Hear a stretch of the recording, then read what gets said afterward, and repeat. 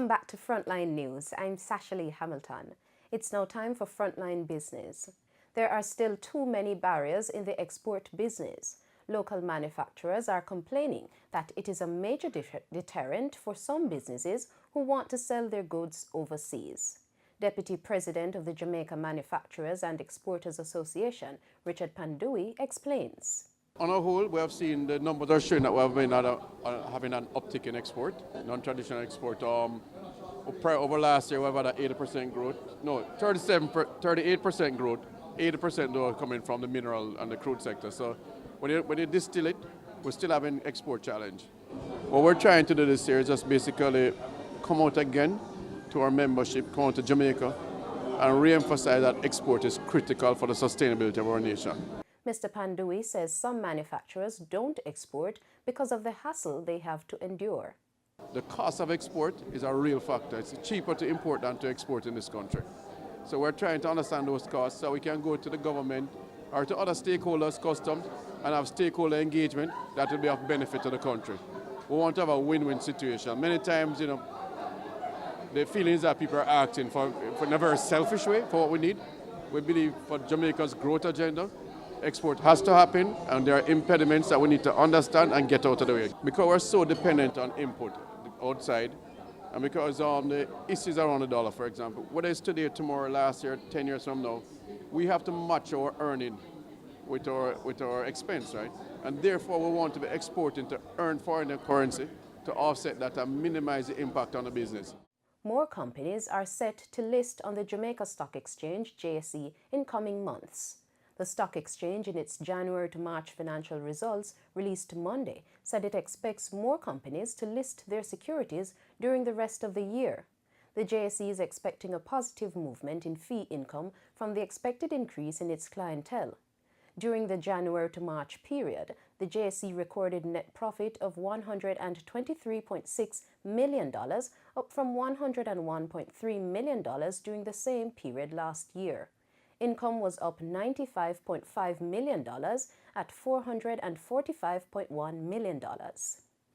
WhatsApp said on Tuesday a security breach on its messaging app had signs of coming from a government using surveillance technology developed by a private company and may have targeted human rights groups. Details in this report.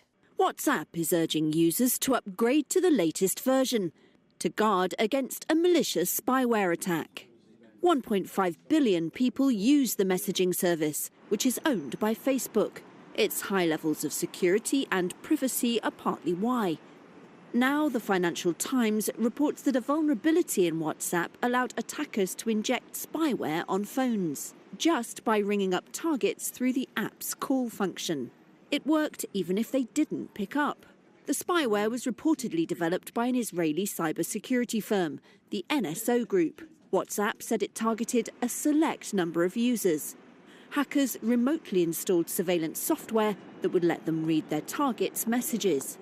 Rights group Amnesty International says regimes are using NSO's spyware to watch prominent activists and journalists. It says one of its staffers was targeted by NSO's Pegasus software, which, if successful, would have taken control of the phone's cameras and microphone and monitored keystrokes and contact lists.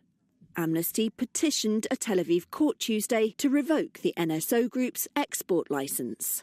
In Tuesday's trading session, the JSE Combined Index declined by 1,897 points to close at over 400,000.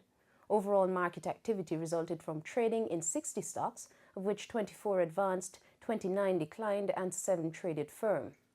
The Junior Market Index declined by 27 points to close at 3,070. Stocks advanced for Barita Investments, Blue Power Group, Caribbean Cream, Caribbean Flavors and Fragrances, and Fontana Limited. Stocks declined for AMG Packaging and Paper, Berger Paints, Cargo Handlers, Caribbean Cement, and Caribbean Producers. Trading firm were 1834 Investments, Access Financial Services, Indies Pharma Jamaica, Jamaican Teas, and Paramount Trading. Wisynco Group was the volume leader with over 3 million units, followed by Sagicor Real Estate X Fund with more than 2 million units and Sagicor Group Jamaica with almost 700,000 units. News in oil. Oil prices rose over 1% on Tuesday after top exporter Saudi Arabia said explosive-laden drones launched by a Yemeni armed movement aligned to Iran had attacked facilities belonging to state oil company Aramco. Brent futures gained $1.01 or 1.4% to settle at $71.24 a barrel, while U.S. West Texas Intermediate crude gained 74 cents or 1.2% to $61.78. And that's it for Frontline Business. I'm Sasha Lee Hamilton. Pleasant viewing.